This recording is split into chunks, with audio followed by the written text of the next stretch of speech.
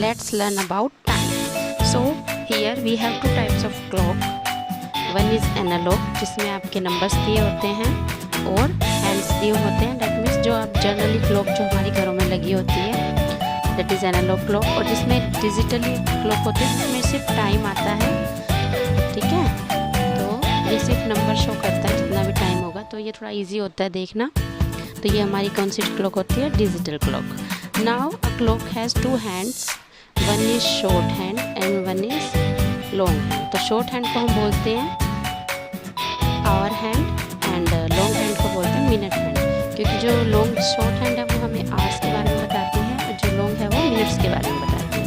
And learn this, remember this point कि 1 hour equal to 60 minutes. That means 1 घंटे में आपके 60 मिनट्स होते हैं. एक और चीज़ याद रखनी है, मॉर्निंग का टाइम आपका AM होता है. रात को 12 बजे से लेकर दिन में जो 12 बजते हैं 12 o'clock at midnight to 12 o'clock at afternoon, तो ये आपका AM होता है. और जैसे ही बीच में जैसे 12 हो जाते हैं हमारे, तो वो हमारा PM स्टार्ट हो जाता है. दिन में जब 12 बजते हैं तो हम PM बोलते हैं, आफ्टरनून या फिर इवनिंग के टाइम को. तो इसके बाद हम समझते हैं सिंपल जो टाइम होता है, जब हमारी मिनट हैंड जो है वो 12 पे होती है तो हम उसको टाइम को किस तरह से रीड करते हैं? O clock. दैट मीन्स अगर आपकी शॉर्ट हैंड जो है 3 पे और लॉन्ग हैंड 12 पे, तो 3 O क्लॉक. इसी तरह से मिनट हैंड को हम 12 पे ही रखेंगे. बाकी हैंड्स का जैसे 1 पे है तो 1 o'clock, शॉर्ट हैंड 2 पे है और मिनट हैंड 12 पे है तो 2 o'clock, 3 o'clock, 4 o'clock. इसी तरह से हम टाइम को रीड करते हैं. तो ये बहुत ईजी है. जब हमारा 12 पे लॉन्ग हैंड होती है तो सिंपल होता है, आप शॉर्ट हैंड देखो वो कहाँ पे है और वही हमारा टाइम होगा. अगर शॉर्ट हैंड आपकी 2 पे है तो 2 o'clock, 4 है तो 4 o'clock, 7 पे है तो 7 o'clock, 8 पे है तो 8 o'clock. ठीक है, टाइम को आपको इस तरह से लिखना है. जैसे ये हमारा 4 o'clock है तो हमने इसको कैसे लिखा है? O clock. तो इसी तरह से हमें टाइम तक आ जाते हैं हम मिनट्स पे कि किस तरह से हम मिनट्स देखते हैं. तो आपको 5 का टेबल आना चाहिए. 5 का टेबल हमें काउंट करना है. जैसे 1 पे होगा तो 5 मिनट्स, 5 1 जा 5, 2 पे होगा तो 5 2 जा 10, 3 पे होगा तो 5 3 जा 15. इसी तरह से हम पूरा 5 का टेबल पढ़ेंगे. तो आपका कहाँ तक होगा? 12 जा पर 60 आ जाएगा, 55 11 जा पे होगा. तो याद रखो 11 पे है तो 55 मिनट्स, 12 पे है तो 60 minutes. That means 1 hour complete हो जाएगा जब आपकी मिनट हैंड जो है वो आपकी कहाँ जाएगी? 12 पे, यानी कि हमारा नेक्स्ट आवर आ जाएगा. अब हम टाइम को पढ़ते किस तरह? तो सिंपल वे है कि आप पहले शॉर्ट हैंड को देखो कहाँ पे है, वो 3 पे है. फिर आप लॉन्ग हैंड को देखो, अगर वो 12 पे है तो 3 o'clock. अगर उसने 12 को क्रॉस कर लिया 1 पे है तो 3 5 हो जाएगा. इसको हम सिंपल भी लिख सकते हैं 3 5, 3 10, 3 15, 3 20. और एक इसका तरीका और है जो मैं अभी बताऊँगी कि किस तरह से हम टाइम को पढ़ते हैं, बताते हैं, बोलते हैं या लिखते हैं. ठीक है, तो ये तो सिंपल वे है कि 3 5, 3 10, 3 20 हम इस तरह से लिखते हैं. तो आपको पहले शॉर्ट हैंड देखना है. जैसे ही आपकी लॉन्ग हैंड 6 पे जाती है, आपका जो शॉर्ट हैंड है वो मूव होकर 3 और 4 के बीच में आ जाएगा, क्योंकि 3 के बाद कितना आएगा? 4 बजेगा.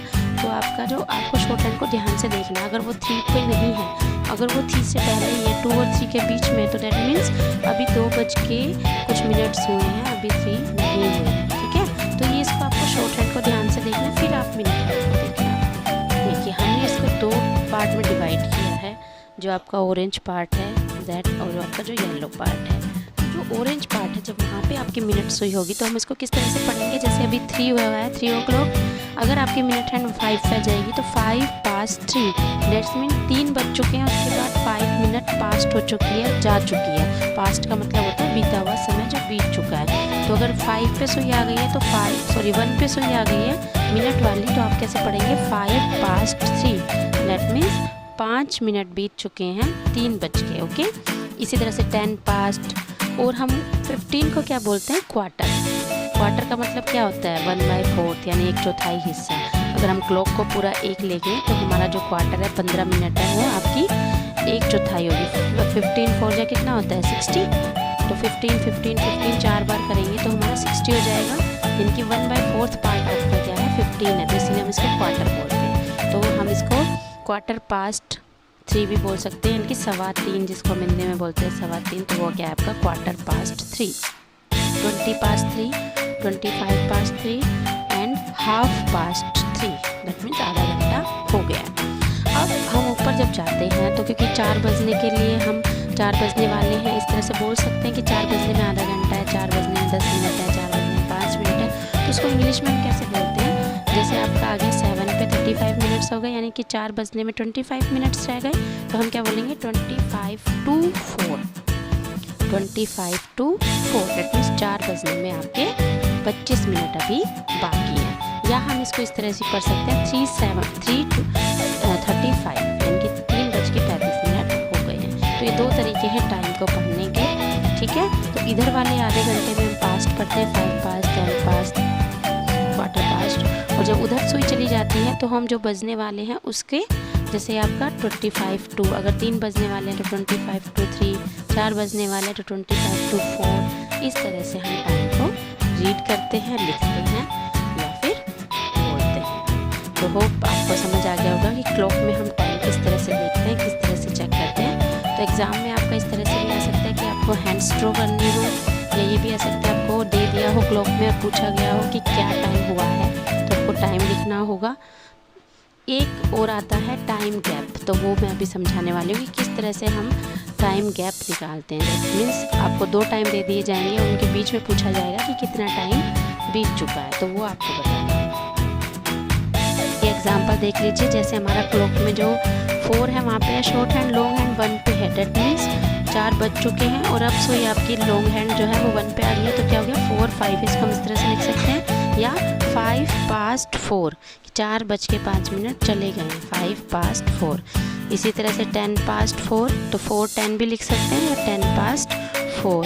इस तरह से क्वार्टर पास्ट 4, 5 to 5। अब क्या है कि 5 बजने में 5 मिनट रहते हैं, देखो 11 पे, या 4:55 हम इससे बोल सकते हैं कि 4:55 हो गए हैं, या फिर 5 to 5। दैट मीन्स 5 बजने में 5 मिनट अभी बाकी है। इस तरह से 10 to 5, 15 to 5। तो इस तरह से हम टाइम को रीड करते हैं। ओके, अब हम सीखेंगे कि किस तरह से हम टाइम के बीच में इंटरवल निकालते हैं। दैट मीन्स आपको 2 टाइम दे दिए गए हैं और आपसे पूछा गया है कि कितना टाइम इनके बीच में है, या कितना टाइम इसके बीच में चला गया।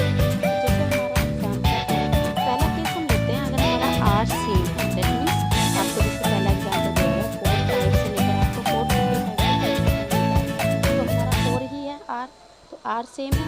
तो हम सिंपल क्या करेंगे, मिनट्स को माइनस कर देंगे। दैट मीन्स 45 बाद में 5 पहले हैं, तो हम 45 में से 5 माइनस कर देंगे, तो हमारे बीच की जो मिनट्स है वो आ जाएगी। तो ये बहुत ही ईजी है। तो अगर आपका आर सेम है तो सिंपल इस तरह से हम कैलकुलेट कर सकते हैं। जैसे फॉर एग्जाम्पल है 6 करने से आपको 6:55 के बीच में टाइम निकालना है। तो सिंपल है, 6 हमारा सेम है, आर सेम है, 55 में से आप माइनस करो, आपके बीच के जो मिनट्स हैं, गैप है, वो आ जाएगा। ठीक है, तो ये फर्स्ट एग्जाम्पल था जो ईजी है, आर सेम है तो आप मिनट्स इजीली। नेक्स्ट केस है आपका calculating time intervals in minutes from 1 hour to the next, यानी कि हमें नेक्स्ट आर भी हमारा चेंज हो रहा है, तो वहाँ से हमें मिनट्स निकालने, तो हम कैसे करेंगे? तो इसको हम 2 स्टेप में कर सकते हैं। जैसे कि पहला एग्जाम्पल है, आपको कैलकुलेट करना 350 से 4:25, तो पहले हम देखेंगे 350 से 4 o'clock के बीच में कितनी मिनट्स होंगी। तो 350 से 4 o'clock तक जाने के लिए 10 मिनट्स, क्योंकि हमें पता है 60 मिनट्स का वाला होता है, तो 50 है ऑलरेडी, 350 10 हम ऐड करेंगे 360 करने के लिए, हमें 4 o'clock करने के लिए। उसके बाद 4:25 है, 4 के बाद 25 मिनट्स और है, तो 10 मिनट्स में 25 ऐड कर दोगे तो आपका मिनट्स बीच में आ जाएगा, कितने मिनट्स बीच में होंगे। समझ आ रही है आपको अच्छे से? और हम एग्जाम्पल कर लेते हैं। जैसे नेक्स्ट एग्जाम्पल है 6:25 से 7:15, तो 6:25 से लेकर 7 तक आपके कितने मिनट्स हो गए? 25 से 30 5 मिनट्स, और फिर 30 मिनट्स, तो 35 मिनट्स हो गए। ठीक है, 35 मिनट्स का 7 o'clock हो जाएंगे। उसके बाद हमें जाना है 7:15 तक, तो 35 मिनट्स प्लस 15 मिनट्स, 7:15 है तो 35 में हम क्या करेंगे 15 ऐड कर देंगे, तो हमारा टोटल टाइम है वो आ गया 15 मिनट्स। तो इस तरह से हम ये इंटरवल निकालते हैं, इस तरह से हम ऐड करते हैं। लास्ट केस हो रहा है जब हमारा इंटरवल जो है वो ज़्यादा होता है, ठीक है, 1 hour से भी ज़्यादा। तो जैसे हमारा पहला एग्जांपल है 4:15 से 7:25, तो इसको हम 3 स्टेप्स में करेंगे। पहले हम करेंगे 4:15 से 5 o'clock, ठीक है, तो 4:15 से 5 o'clock हमारी 45 मिनट्स हो गए। देन 5 से 7, क्योंकि हमें 7:25 निकालना है, तो यहाँ पे हमारे हो गए 2 आवर्स। और नेक्स्ट 7 से 7:25 है, तो 25 मिनट्स ही हो गए। नाउ 2 आवर्स तो हैं ही हमारे पास। अब हम 45 में 25 को ऐड करेंगे तो हमारा आ जाएगा 70। तो 70 मिनट्स 1 आवर से ज़्यादा है, क्योंकि 1 आवर में 60 मिनट्स होते हैं। तो हम अगर इसको करें, अगर हम आवर में डिवाइड करें कि 70 में 1 आवर और 10 मिनट्स बच गए, 60 + 10 70 होता है। तो 60 हटा के जो बाकी के बच जाएंगे उतने मिनट्स आपको अलग रखने हैं, और 60 को आपको क्या करना है, 1 आवर लेना है। तो 2 आवर्स थे, 2 आवर्स में 1 आवर और ऐड हो गया, 3 आवर्स हो गए और 10 मिनट्स हो गई। तो इस तरह से हम टाइम इंटरवल कैलकुलेट कर लेते हैं। एक और एग्जांपल देख लेते हैं ताकि आपको अच्छे से क्लियर हो जाए। हमें निकालना है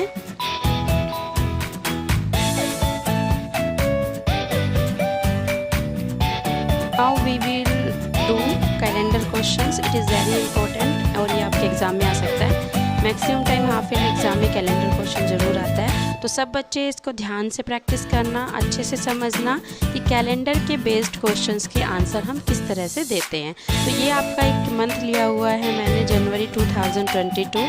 now there are questions based on this calendar, so we will find one by one answer of each question. Now what is the first question? What is the month of this calendar? तो आपको calendar को देखना है ध्यान से, कहीं ना कहीं उसमें ऊपर ही आपका मंथ का नेम लिखा होगा। तो जैसे कि यहाँ पे लिखा हुआ है मंथ का नेम जनवरी। ओके, तो फर्स्ट क्वेश्चन का आंसर हमारा हो जाएगा जनवरी। इसी तरह से सेकंड क्वेश्चन है what is the year of the calendar.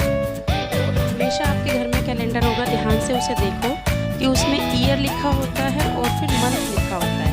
तो ये दोनों चीज़ ध्यान से देखने पर आपको कैलेंडर में मिल जाएगी। तो यहाँ पे ईयर देखो कॉर्नर में लिखा हुआ है, तो हमारा ईयर क्या है 2022। तो सेकंड क्वेश्चन का आंसर भी हो गया, ये है आपका 2022।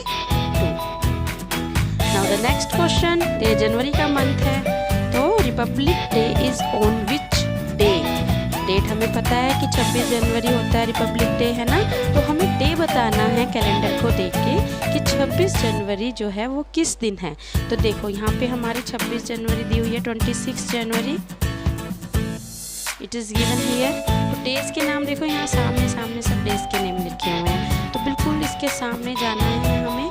तो ये क्या है आपका वेडनेसडे। तो यानी कि 26 जनवरी रिपब्लिक डे आपका कब है, Wednesday.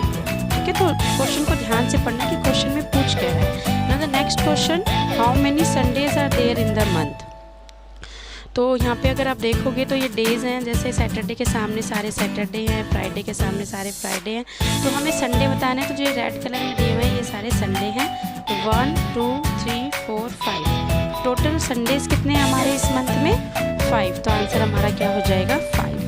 The next question, there are dash weeks and dash days in the month. तो डेज का पता लगाना तो बहुत ही ईजी है, जो लास्ट डे है उतना ही देना, क्योंकि 1 से हमारा मंथ जो हमेशा स्टार्ट होता है। तो देखो यहाँ पे 31 लास्ट है, तो 31 डेज हो गए। वीक देखो इस तरह से हमारा पूरा एक वीक होता है जिसमें 7 डेज है। तो पूरे वीक हम पढ़ेंगे, जो आधे अधूरा है वो हम नहीं लेंगे। तो यहाँ पे हो जाएगा 1 वीक 2 3 4 वीक्स हो गए, क्योंकि हमारे 4th जो लास्ट वाला वीक है उसमें तो 3 डेज है, वो पूरा नहीं है, तो वो हम आंसर में नहीं लिखेंगे। आंसर में हम लिखेंगे 4 वीक्स। इसी तरह से हमारा नेक्स्ट क्वेश्चन है question number 6, 21st is on the dash week of the month. तो 21st देखो कहाँ पे है, तो 21st यहाँ पे है ये। तो ये कौन से वीक में है, फर्स्ट वीक हमारा ये है, सेकंड ये है, थर्ड। तो ये हमारा 3rd वीक होगा इसका आंसर। कौन से वीक में आएगा, 3rd वीक में। नेक्स्ट क्वेश्चन है 7th, name the last day of the month. तो हमें डे का नेम बताना है, लास्ट डेट तो हमें पता है कि 31st है, और वो किस दिन है। तो ये दिन हमारा क्या है, मंडे। तो हमारा आंसर क्या होगा, Monday. Now next question, there are dash Thursday in this month. तो थर्सडे देखो कहाँ पे है, ये जो लाइन है हमारी ये पूरी थर्सडे है।